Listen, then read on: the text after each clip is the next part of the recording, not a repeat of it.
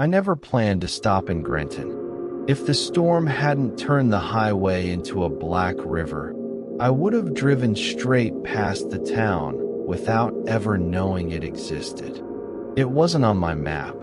No signs pointed toward it. One moment I was fighting the wheel against the wind, and the next I was crawling along a narrow road flanked by dead trees, their branches clawing at the sky like broken fingers. My phone had been dead for an hour.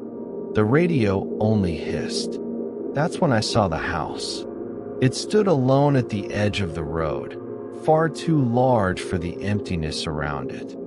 3 stories, dark wood, a steep roof sagging under the rain. One light glowed in an upstairs window, steady and warm, like it had been waiting. I don't believe in signs, but I believe in exhaustion. So I pulled into the gravel drive.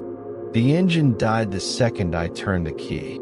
I sat there for a moment, listening to the ticking metal and the rain drumming harder, and felt that quiet pressure behind my eyes, the sense that something had already decided how the night would go. I grabbed my bag and ran for the porch.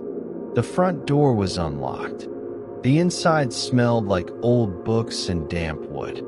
Not rot, just age. The kind of place that had been lived in carefully, then slowly forgotten. "Hello," I called. My voice disappeared into the house. The foyer opened into a wide hall, walls lined with framed photographs. I stepped inside and wiped rain from my face, barely glancing at the pictures at first.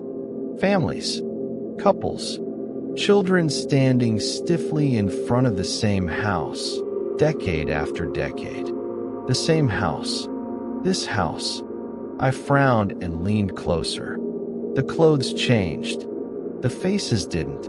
A man and a woman appeared again and again, growing older, then younger, then older once more. Sometimes with children, sometimes without. Always standing on this porch. A floorboard creaked behind me. I spun around. An old man stood at the end of the hall, leaning on a cane. His face was narrow, deeply lined, but his eyes were sharp and alert. "You're late," he said. Sorry. The storm usually brings them earlier." He studied me, then nodded. "You can stay, just for the night." Relief hit me so hard my knees nearly buckled. "Thank you." My car died out front. "It always does," he said, and turned away. I should have left then. Instead, I followed him. He showed me a guest room on the 2nd floor. The bed was neatly made, the air cold but dry. "Bathrooms down the hall," he said. "No locks on the doors. They don't like that. But he had already gone.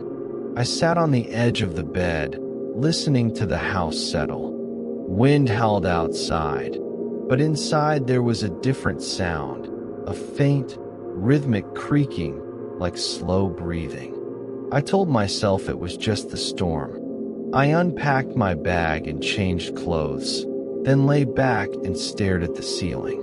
The plaster was cracked in thin lines that almost formed shapes, like branching veins. Sleep came badly. I dreamed of hallways that stretched when I walked them, of doors that opened onto the same room again and again, of voices whispering my name in tones that sounded fond. I woke to knocking. Soft, polite. I checked my watch. 3:17 a.m. The knocking came again, from inside the room, behind the wall. I sat up slowly, heart hammering. "Hello." The knocking stopped. I waited, breath held, every sense straining. Then I heard it. Scratching. Not frantic. Careful. Like someone tracing the outline of something they already knew. I swung my legs off the bed and crossed the room. The sound followed me, stopping when I stopped, starting when I moved.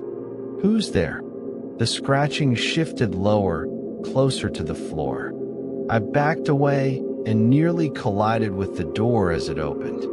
The old man stood there, holding a lantern. "You hear it too," he said. "Too." He sighed. "They like you. That's rare. What is this place?"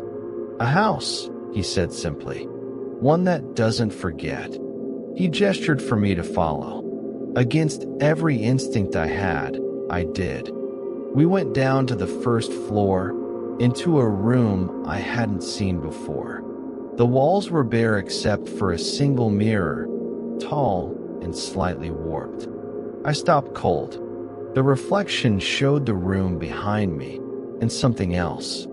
Another hallway, stretching far deeper than the house should allow. "You see it now," the old man said. "That means it's already started." "Started what?" He met my gaze in the mirror. "Remembering you." The mirror rippled. For a split second, my reflection smiled when I didn't. I staggered back. "I want to leave." "You can't," he said gently. "Not yet." The house groaned, loud enough to shake dust from the ceiling. Somewhere above us, footsteps began to move. Not one pair. Many. He told me the truth then, or what passed for it. The house, he said, fed on lives that brushed too close. Not bodies, stories, memories. It kept them, replayed them, wore them like old clothes. People who stayed too long became part of it. Faces and photographs. Footsteps in the night. "And you?" I asked. He smiled sadly. "Caretaker. Prisoner. I arrived here in 1973. Or 1998. Or maybe both."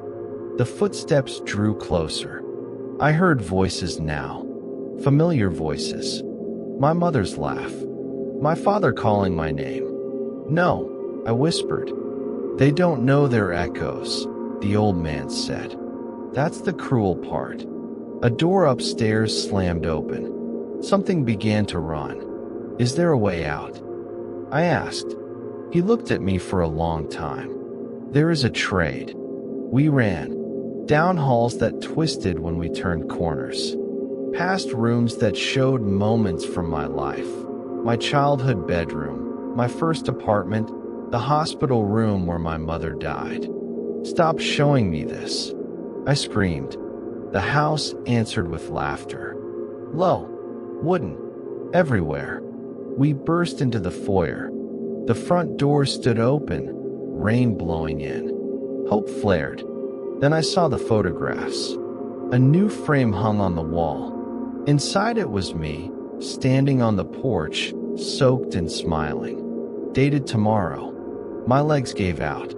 The old man crouched beside me. "You can leave," he said, "if you let it keep me."